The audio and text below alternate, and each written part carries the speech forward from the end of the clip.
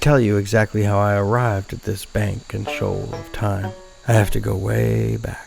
Way, way back to a time that I can't hardly remember. 2019.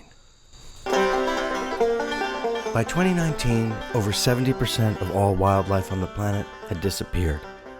Burned, flooded, or paved over. In 2019, the International Panel on Climate Change announced that we had only 11 years left to change everything. Climate emissions were through the roof and increasing. We were a mere decade away from a completely unlivable future. We were probably being burned out by fire or flooded out by megastorms. Everywhere was on fire. Not just us, too. Australia, Europe, even Malibu was on fire. And just when we all thought things couldn't possibly get any worse, this little bugger was born. And just as the decade turned, in January of 2020, I got it. But oh, the virus had ripped through my brain.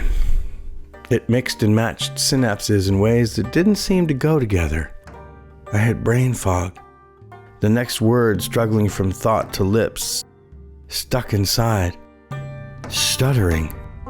Headaches came from out of nowhere.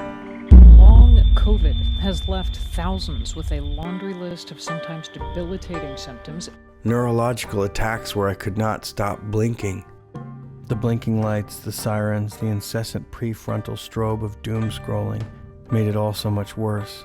So I went off to the woods to live deliberately, away from the Wi-Fi and the cell phone signal, away from the noise and the violence that made the fog in my brain worse. One room, no cell phone signal, and no one around. It's like nature told all of us,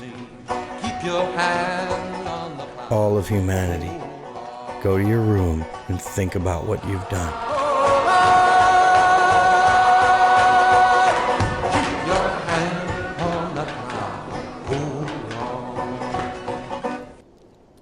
What have we done? How can we heal now?